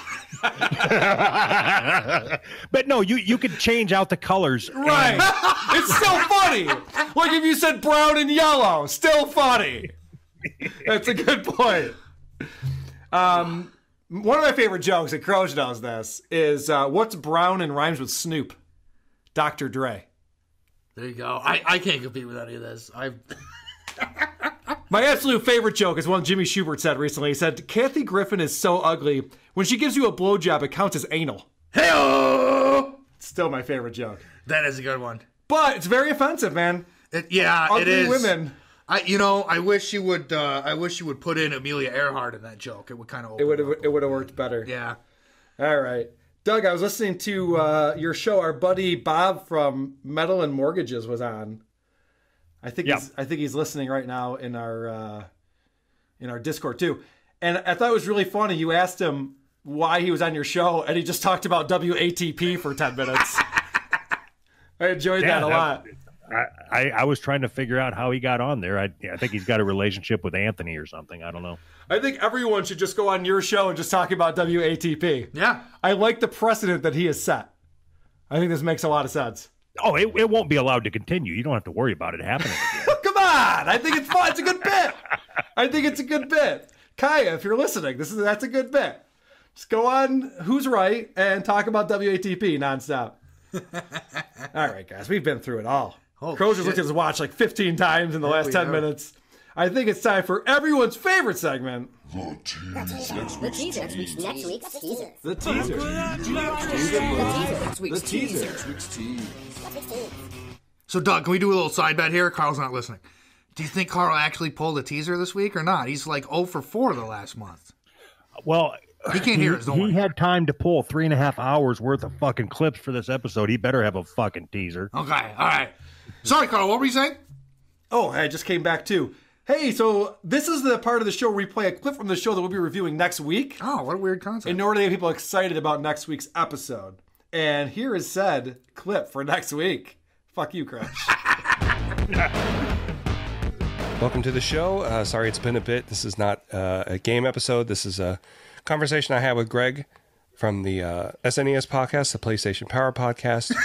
His mom worked, or she was a manager of a video store in the 80s, and Greg helped her out with bringing rental games to the video store, which I thought was a very interesting topic. And it was something that I missed, an era that I really missed. We talk about a little bit in the conversation that my sister rented a lot of games, but I did not. Wow! I can tell you're a fan of this show. Oh my god!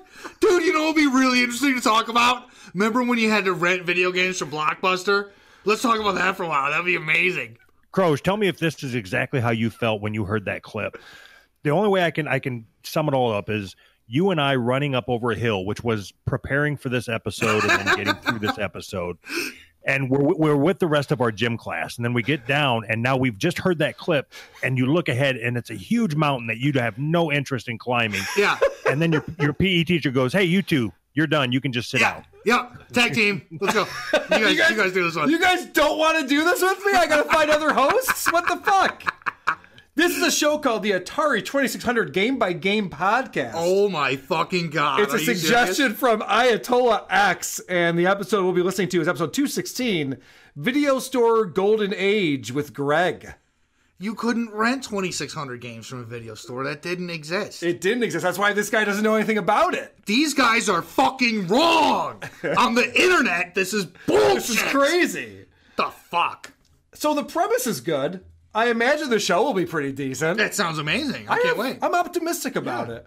I don't know why you think it's going to be so bad. I'm optimistic. Oh, boy. Hey, you remember when you used to rent a video game and then you'd get it home and it sucked, but you were stuck with it all weekend? Yeah. That's the show. Let's That's talk the show. about that for an hour, Doug. You want to? Yeah, it's great. Man, I really thought E.T. was going to be a fun game. Turned out it wasn't fun at all. Yeah, the movie was good. Yeah. Video game sucked. I feel like I'm bored for this. Yeah. I'm a natural.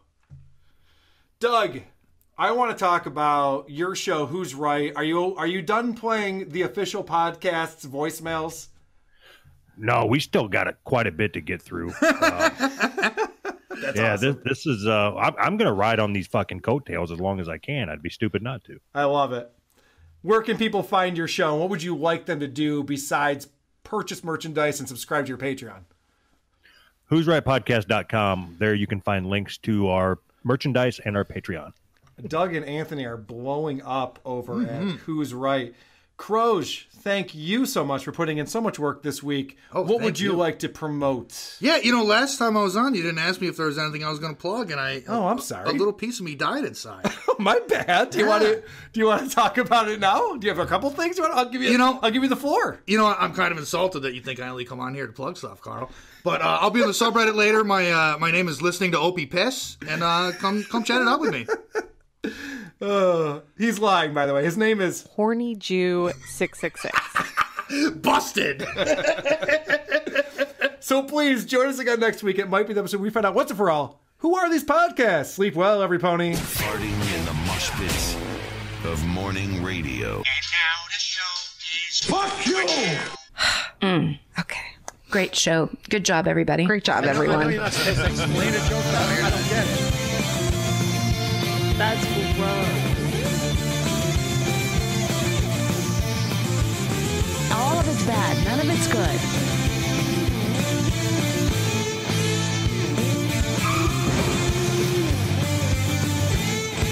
Epic fail.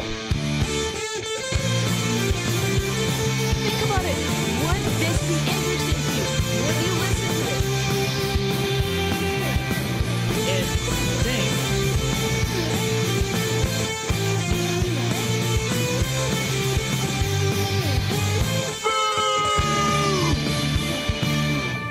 Who are these podcasts?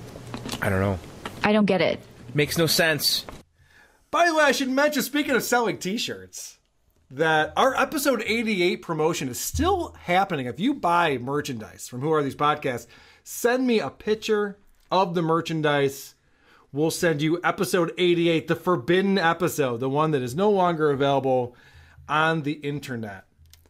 Guys, I want to get over to our voicemails right now. Oh, boy. And I'm excited about these because we put out a great show last week, so I have a feeling there's going to be a lot of people praising us. Yeah. And excited to tell us what a great job we did. I can't wait to hear these positive vibes. All right, let's get into it. Yeah, next time you do a live episode, make sure people are on the microphone because I want to hear Kevin. Carl. All right. Yeah, I got an audio issue. Yeah? Is it not coming through at all for you? I was only getting it in the left, unlike everything else that's been going on. Weird. All right, well, that wasn't that important anyway. Here's someone who is telling us that we're officially the official podcast now. Hey, Carl. Listening here. Just listening to your most recent episode. And I guess I just want to pay respects. I want to hit that big old S on Who Are These Podcasts because you have now officially become the official podcast. Congratulations, buddy. You did it. You are now hosting a Hang podcast, and you are taking phone calls from No One Cares comedians. Oh, such a shame. I know that wasn't easy to hear. Yeah, was there a point to that? There was not much of a point, except for I think they were just making fun of the official podcast. Oh, okay. Cool. For being a shitty Hang podcast that talks to Nobody Cares comedians. Cool. I believe that was the point of that. All right. I'm glad you're paying attention. We're all on the same page. If anyone is following this purple and green storyline, Purple was calling in, and then he got doxxed, and then Green called in. Yeah. I was on the edge of my seat last week. Well, it continues. Hey, it's Purple again. I just wanted to call and rectify something for Green. You know what, Green? It was a low blow. It's a low blow, man. It's kind of low anyway. Next time I see you, I'm gonna fuck you. Oh. Right, I'm gonna do it. Ooh. And this time you'd look me in the damn eye. Ooh. Swear to God. Anyway, love y'all down there. If Kaya's on, then hi. Don't do anything stupid next time. And, y'all have fun. Bye. You know you've made the big time when your fans are fucking each other. Yeah. Boy, oh boy. I wonder which one's the black one and which one's the white one in this scenario. All right. This is a guy who wants to audition for WATP, and it might be a little bit insulting to one of our regular co-hosts here. I'll just put a trigger warning out there. If you're a regular co-host on the show, you don't want to have your feelings hurt, you might want to stop it right now. I'm taking my earbuds out. Hey, Carl, I just wanted to call in with my submission for an audition to be on the next WATP live show. I'm basing my performance off of Jen from the Jingles department. This is pretty much what she did, so figure if I can do it, then I can be on the show. Oh my God. What are you talking about? What is he saying?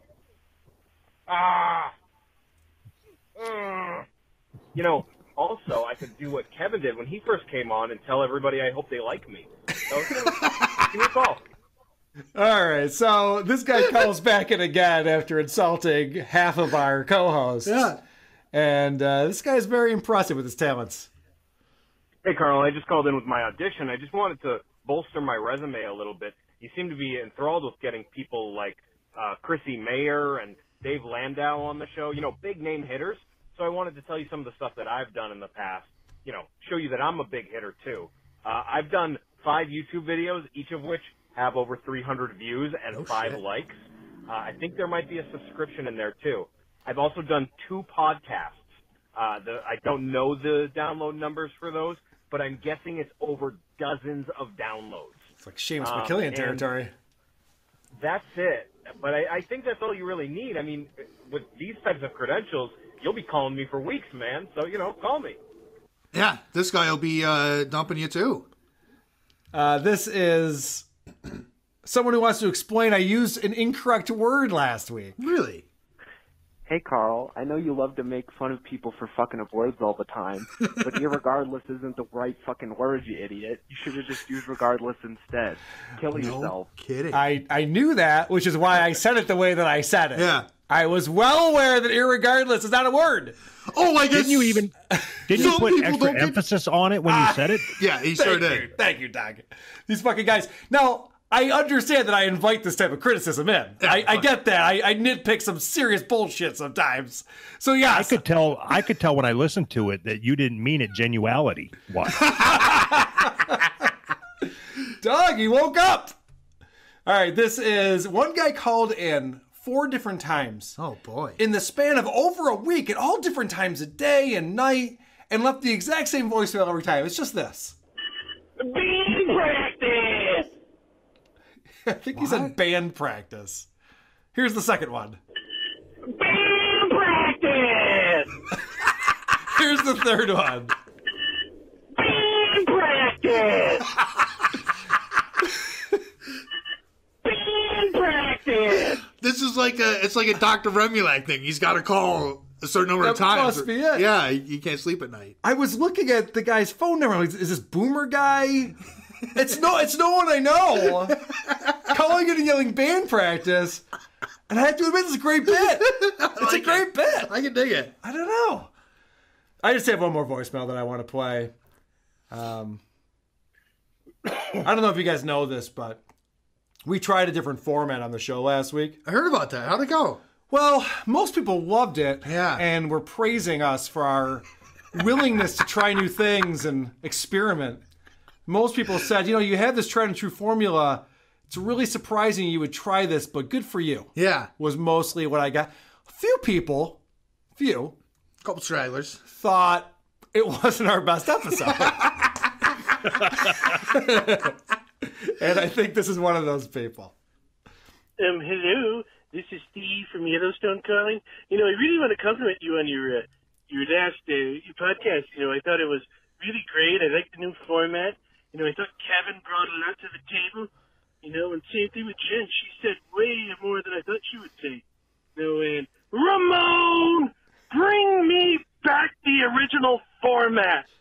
Ramon, this podcast is only worth listening to when they make fun of Opie. Ramon, bring me a co-host who knows how to use a fucking microphone. All right, kisses, you faggot. Kill yourself.